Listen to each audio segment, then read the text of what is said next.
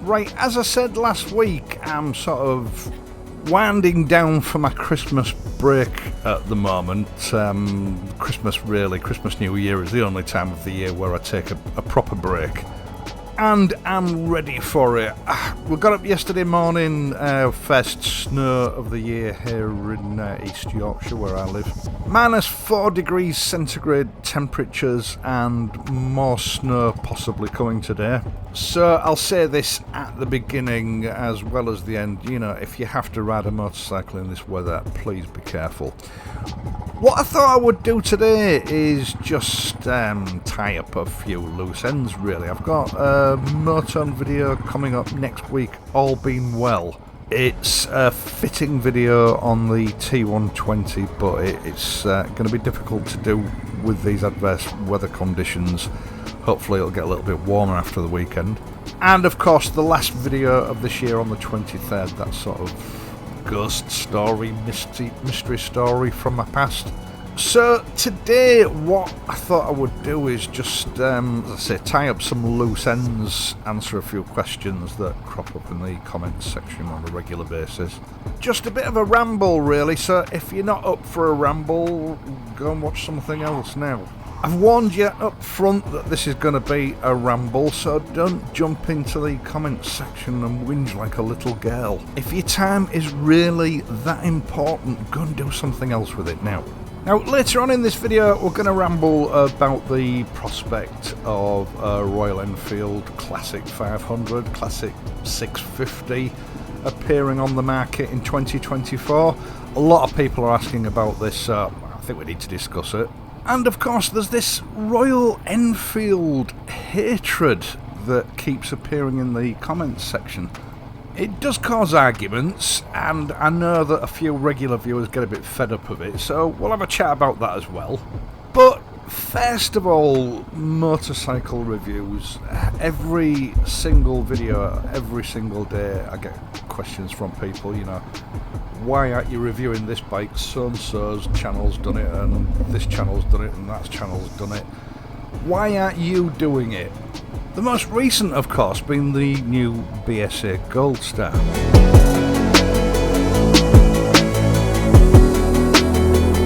Now, there's no doubt about it, absolutely no doubt about it. Reviewing motorcycles is the most lucrative way of running a motorcycle channel here on YouTube, especially with newly released models. You know, when a new bike is announced, prospective customers are hungry for information on that bike. So if you want to run a YouTube channel, a motorcycle channel, and your sole purpose for running that channel is to make as much money as you possibly can, that's definitely the way to go. But it can be a bit of a slippery slope.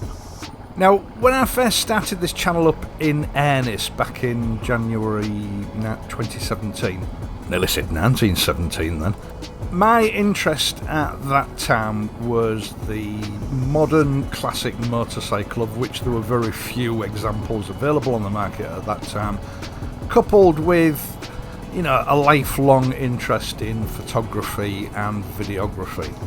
And the intention really was, you know, just to make enough money to keep the channel going and keep it interesting. I'm retired. I can survive on my pension, but running a channel like this, it does cost money, you know, cameras, travel, motorcycles, it all adds up. So I decided from the outset all I needed to do was make enough money to keep this channel going and keep it interesting. And at that time, I was the only person occupying this niche of, you know, modern classic motorcycles, or in my case, I wanted this to be a motorcycle lifestyle channel. And in the first 2 years, I think I did 2 motorcycle reviews, one each year. Now, those were both motorcycles that I own, the T120 and the Bobber. And I didn't carry those reviews out until I was absolutely certain that I knew enough about those bikes to give a useful, honest account of what those bikes were like and what they were about. Because people base their buying decisions on you know, reviews like mine and other channels, and I think it's really unfair to just make a load of garbage up that sounds good, and then people go out and buy those bikes and find that, you know, they don't really match up to what they've been told. And I know it happens.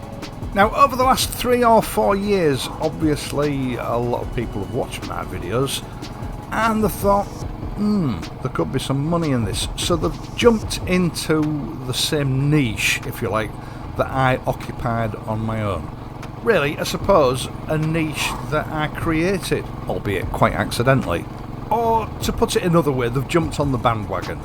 Now, I don't watch any of these channels, or I watch very few of them, and it might only be the occasional video, because there's the danger of sort of subliminal plagiarism. You know, you'll hear something be said, you maybe won't remember where it came from later on if you end up reviewing the same bike, but you end up repeating it.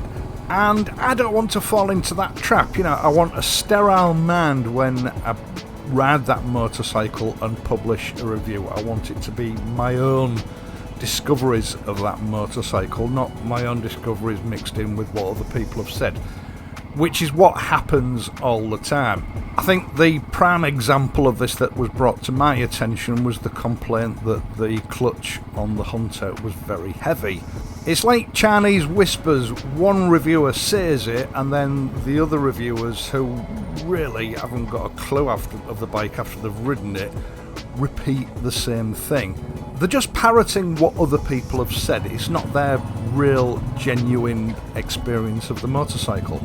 And this is a trap that I've seen countless fledgling motorcycle channels fall into. They'll make one or two sort of general fitting videos, fitting accessories, or a bit of maintenance or whatever. They don't get an awful lot of views, so they'll do a review on a motorcycle. The reviews go through the roof.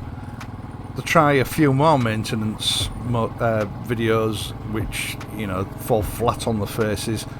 So they just start reviewing bikes all the time to get the views, to get the money in. They're not really interested in providing a useful service to the viewers. All they're interested in is expanding the bank account. And I know that sounds harsh, but it's quite clear to me that's what the majority of them are doing. And reviewing 2 or even 1 motorcycle a week is an enormous task, you know, what with the travelling, organising test rides on demonstrators, and even then you might only have an hour on that motorcycle before you've got to have it back to the dealership. To me, it just isn't worth it. And once they're in that trap, I've got to admit, I feel a bit sorry for them, because it must be a relentless battle. And I'll give you an example of something that I saw at an event this year, a well-known YouTube channel. I'm not mentioning any names, but that person filmed the entire review with the bike from a script in front of a camera before they'd even swung a leg over the motorcycle and started it up. Now, I did, out of interest, watch that review, and all that person did was cut a few other shots in to make it look like he'd recorded that part after he'd ridden the bike. The whole thing was a complete fiction.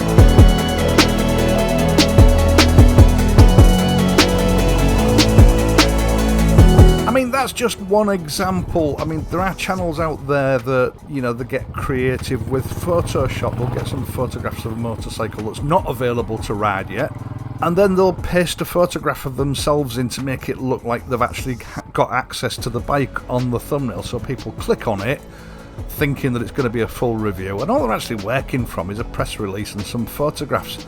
Now, that is textbook clickbait and deception, and I think that's a clear sort of signal as to just how desperate these people become in order to keep the view counts up.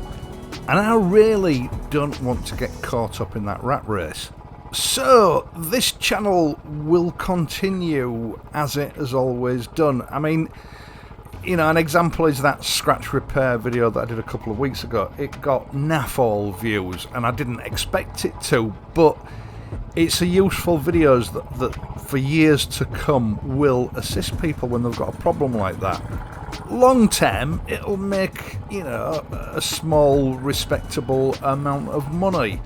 but just as importantly, it will help a lot of people out that have that problem. So the majority of my videos are produced to, create a long-term effect for years to come, not just make a quick buck for the first few days or weeks.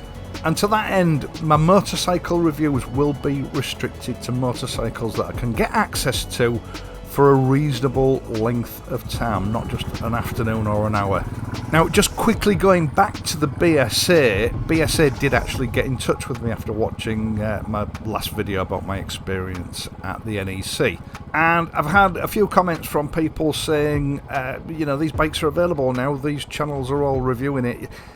All they've got is demonstrators. I won't be looking at reviewing that motorcycle until they've actually got bikes for sale on showroom floors.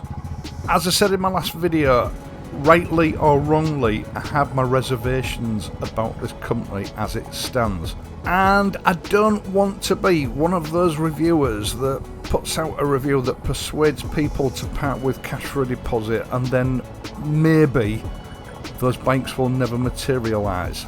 Because those bikes are not available, all I've actually got is a handful of demonstrators at various dealerships. They still don't have any bikes available to sell. Now, I know I'm safe reviewing Royal Enfield motorcycles because we know that they are a huge, reputable company with a long history. And although they may only have a few demonstrators or press bikes available here in the UK, we know that these bikes are for sale elsewhere in the world and that they are in production. So I can confidently review those bikes, knowing full well that I'm not going to be part of some big leg lifting campaign. Anyway, I hope that clarifies things for people. Bike reviews are still going to be few and far between on this channel. I don't really see that changing much in the future. Yeah, it probably does slow the development of this channel down, but I'm good with that. And at least I know that I can continue to do it this way indefinitely. And whilst we're on the subject of Royal Enfields, where does all this hate come from? Now, just about every Royal Enfield video that I make, they get a lot of comments and they get more than the fair share of hate comments. And the comments mainly allude to the fact that these bikes look old-fashioned and, as one person put it recently, ugly. And the other thing that they often do is take pot shots at the quality of Royal Enfield motorcycles.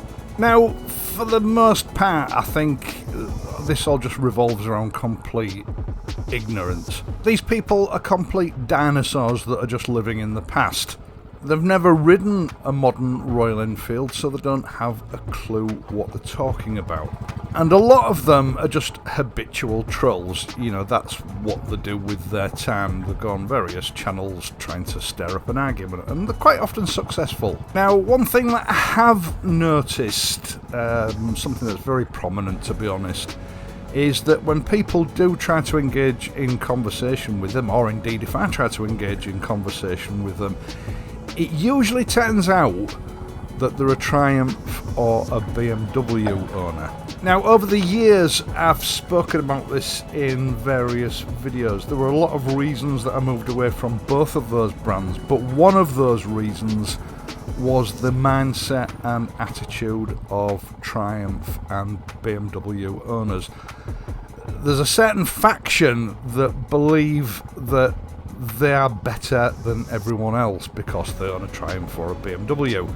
At the end of the day, it's brand snobbery. And quite often the basis of the argument is that it's a cheaply made foreign machine. It's the Royal Enfield I'm talking about here, not the Triumph or the BMW. Or am I? Because once they do engage in conversation with people, it becomes quite clear that the majority of them are not aware that Triumphs are made in Thailand.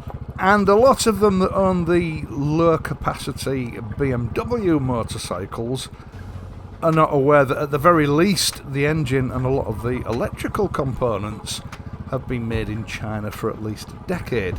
And shall I go a little bit further by saying that a lot of the so-called German technical developments surrounding the BMW motorcycles, like the Boxer Twin, the cardan shaft and the telelever suspension, were not invented by BMW at all. They were stolen from other brands. The cardan shaft and the telelever suspension were stolen French inventions. And the famous BMW Boxer Twin was a direct rip-off from Douglas motorcycles between the two wars. BMW got a license to build, I think it was the Douglas Dragonfly, a horizontally opposed twin, albeit that it was a weird configuration that didn't work out. And they simply reverse engineered the engine, dropped the contract and started building them themselves. In fact, BMW, if you look back through the history books, automotively, including the cars and the motorcycles, wouldn't exist today if they hadn't had access to other people's products and, shall we say, borrowed the technology. Now, of course, neither brands advertise these facts. The histories that they've written are quite different, and perhaps that's why owners of those brands have such a superiority complex. Either way, all motorcycle brands have a patchy history, and I've covered it myself regarding Royal Enfield. Up until the early 2000s, they didn't have a good reputation for quality or reliability. But with the introduction of the new models that they're now turning out, that's ancient history. And you can draw analogies with both BMW and Triumph. Rust and faulty paint finishes is a regular complaint in the forums regarding BMW. And let's face it, throughout the 1970s and the 1980s, Triumph was a running joke for poor quality, unreliable motorcycles. Now, I think the other thing that perhaps comes into play is jealousy, the rise in popularity of the Royal Enfield motorcycles. As I've said, a lot of these people are dinosaurs. It hasn't registered in the brains yet that the day of the large capacity motorcycle is numbered. And middleweight and smaller capacity motorcycles are the future. It's just the way that the world is going with, legislation in various countries and the customers' realisation that the hype around high-powered fast motorcycles doesn't really fly anymore. Now, I suppose the penny for these people will eventually drop. Maybe it won't, I don't know. But I think some of it might come down to jealousy, as I've said. These people have spent 10, 11, 12,000 pounds on a motorcycle, which, let's face it, is round about the average price for large capacity motorcycles these days. And then they see people having a whale of a time on a 650 that cost half of what they paid for their bike, or a 350 that cost a third of what they paid for their bike, and it must rub them up the wrong way. Because as someone that has owned expensive BMWs and Triumphs, I'll tell you for free, they are not twice or three times the bike these Royal Enfields are. Nowhere near. They do perhaps have an advantage in some areas, but you are paying through the nose for what are tiny gains. And that's why Royal Enfield sells more motorcycles per month than Triumph is capable of selling in an entire year. Now, of course, these people have no real world experience of modern Royal Enfields. They're just parroting stuff that they've read on forums, 10 years ago. Or maybe even recently in some of the forums where everybody's ranting about how crap Royal Enfields are because they once owned one in 1972 and it was a piece of junk. Just parroting out-of-date sentiments and information in order to make themselves feel better about themselves.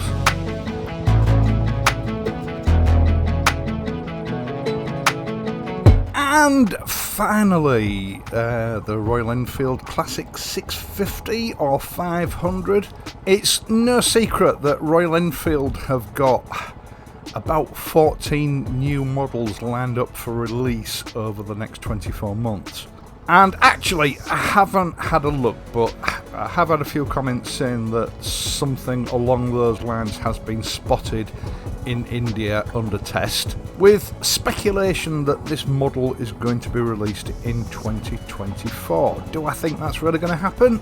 Well, in my honest opinion, yes, I think it would be rude of Royal Enfield if they didn't. But what is it actually going to be? Now, the current Classic 350 is obviously on the new J platform, a single cylinder, super smooth 350cc single. And it's the latest iteration of what is, without any shadow of a doubt, the longest running production motorcycle in continuous production in motorcycling history, with the original Royal Enfield Bullet hitting the roads here in the UK, I believe, back in 1934. Now, I had a bit of a conversation with a few people actually on a video a few weeks ago about what constitutes an icon.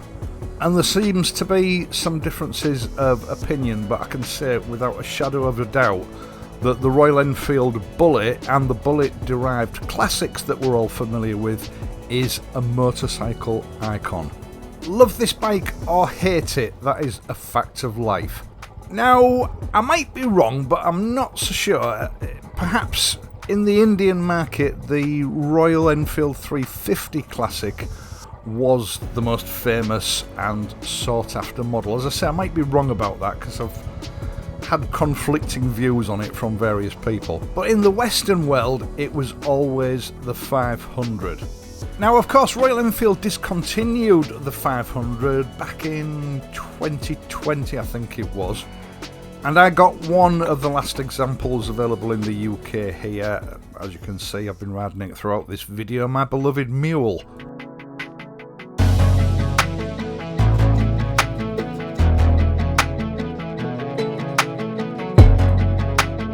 Now, from Royal Enfield enthusiasts, there was a lot of wailing, crying and gnashing of teeth over the demise of the Classic 500. This is a bike that was based on the sort of 1949 version of the Bullet, the classic version of the Bullet. And when Royal Enfield announced that it was no longer going to be in production, it upset a lot of people, me included. I mean, it was the end of an era. But they kept the 350 version running, and then as soon as they could, they replaced it with the new J Platform 350. And I've got to admit, I wondered and hoped this was just a device to keep the model production line running, i.e., uninterrupted production of this iconic model, while they got ready for something else. And rumours have been rife about a 500cc version of the single cylinder bike returning, or a 650 twin version of it. Now, if they're going to keep the bloodline true, it's going to have to be a 500cc single. The Bullets, to my knowledge, have always been single cylinder bikes. So although it would be wonderful if Royal Enfield created a new classic-esque motorcycle with the 650 twin engine, I've got my reservations as to whether it could still be truly considered a classic. To my mind, if you want to keep the bloodline clean, you can't do that. Yeah, I've heard reports of a 650 classic type motorcycle being spotted on the streets of India being tested. Now, I might be completely wrong, I often have been, but although this bike may exist and it may be an upcoming model, I don't think it's going to be the replacement for the Classic 500. Royal Enfield is very mindful of its heritage and history, and I just think, even for them, it would be a leap too far to completely change the configuration of that motorcycle and then still try to pin the classic model name on it. As I say, I might be wrong. Now, at the same time, I've also heard reports that they're testing a new 500 Classic. Now, I should add that all these sort of reports have come through comments from viewers in India attached to my videos, so I can't ratify any of them. But going on the information I've received, here's what I think might be happening. As it stands at the moment, Royal Enfield only have 3 engines to play with. They've got the Scram 411 and the Himalayan engine, which is 411 cc's. But again, reports suggest that this engine is on its way out and it's going to be replaced with a 450cc water-cooled version.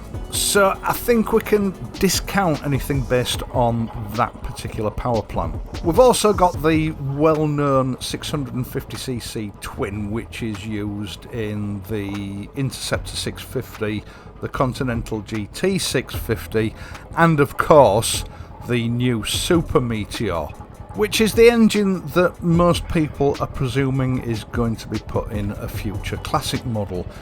But what we're overlooking, of course, is that we still have the 350cc single used in the Hunter, the current Classic 350, and the Meteor. And as we all know, motorcycle manufacturers commonly use the same power plant or down to different cc's in models.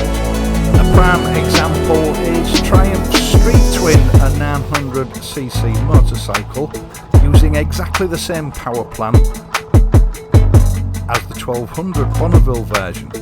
You know, the T120, the Speed Twin, the Bobber, they're all basically the same power plant with different internals.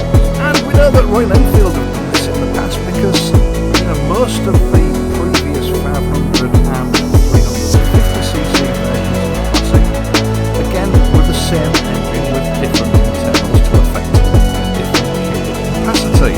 So it's not a major leap to presume that the 350cc current single, the J platform, can be adapted to provide a 500cc version.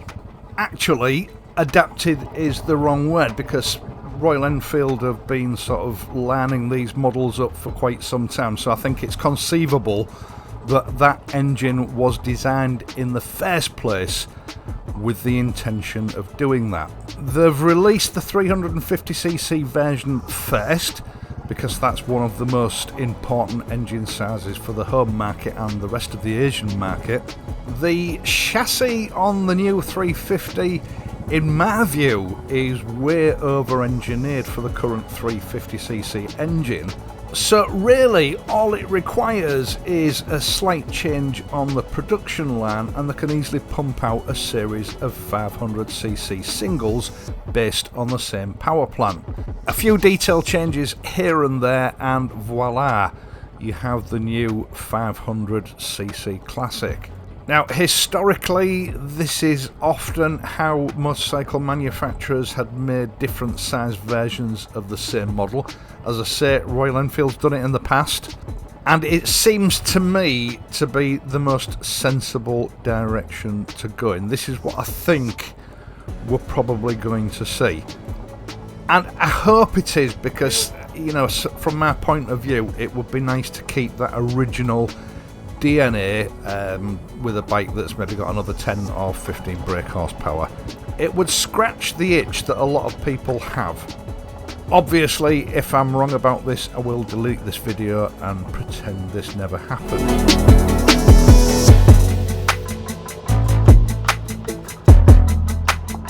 Now, as for this 650cc Classic type mule that's been seen riding around, I think this is going to be a completely different model.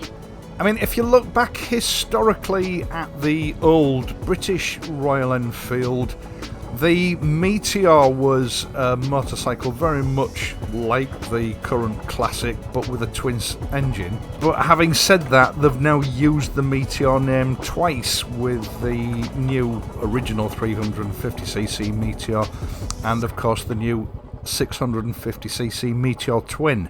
A completely different bike to the original.